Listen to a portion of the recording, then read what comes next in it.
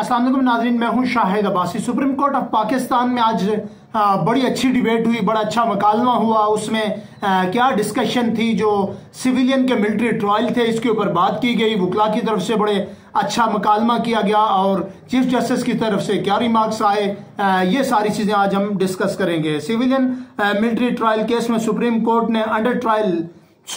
Under trial नहीं, लतीफ खोसा साहब की तरफ से मुकालमा किया गया। जस्टिस अमीनुद्दीन खान की सरबराही में 7 रुकनी आईनी बेंच समाअत कर रहा था। एतजाज हसन के वकील लतीफ खोसा रोस्टम पर आ गए और कहा कि आज अजीज भंडारी ने दलाइल देने थे, भंडारी साहब से बात कर ली है, आज मैं दलाइल दूंगा। जस्टिस अमीनुद्दीन खान ने कहा कि आप लोग आपस में तय कर लें, हमें एतराज नहीं कि दलाइल कौन पहले दे कौन बाद में। एतजाज हसन ने सलमान अकरम राजा से गुज़श्ता रोज दलाइल पर एतराज किया और कहा कि सलमान अकरम राजा भी मेरे वकील हैं।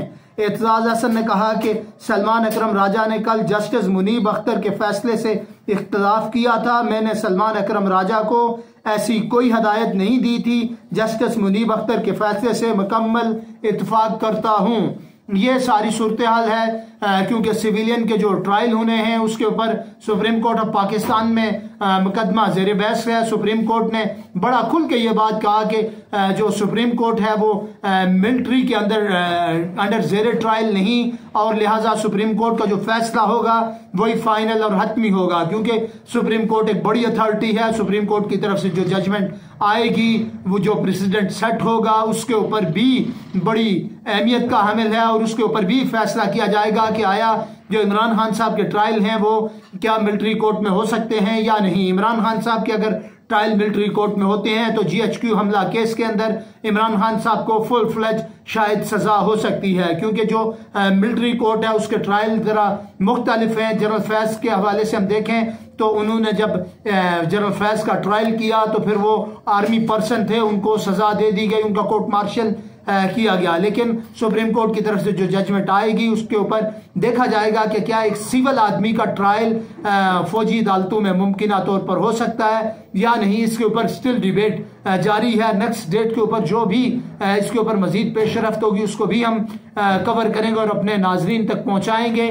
लेकिन ताहाल जो मुकालमा सुप्रीम कोर्ट में हुआ उसके ऊपर हमने बात की और उसके ऊपर जो रोस्टम के ऊपर वकला की तरफ से दलाइल दिए गए उसके ऊपर बात की। एतजाज हसन ने सलमान अकरम राजा साहब को भी हदायत जारी की कि वो भी इस मामले में बहस कर सकते हैं। लेकिन इसमें जो पाकिस्तान तहरीक इंसाफ के वकला हैं ये बहुत एक्टिव नजर आते हैं, क्योंकि उनको नजर आ रहा है कि अगर वो इस चीज में कामयाब नहीं होते तो इमरान खान साहब का जो ट्रायल होना है वो मिलिट्री कोर्ट में होना है और उसमें इमरान खान साहब को वो खो बैठेंगे। इसलिए वो सर धड़ की बाजी लगा रहे हैं, अपनी पूरी जान लगा रहे हैं, अपनी पूरी कोशिश कर रहे हैं, अपने पूरे दाव पेज लगा रहे हैं कि वो किसी भी तरीके से सक्सेसफुल वे से इस केस का ट्रायल मुकम्मल करें और इस केस का ट्रायल मुकम्मल करने के बाद अपने हक में फैसला करें और अपने हक में फैसला करवाने के बाद बानी PTI का जो ट्रायल है वो भी जो सिविल अदालतों में किया जाए, ना कि मिलिट्री कोर्ट्स के अंदर उनका ट्रायल किया जाए और उनको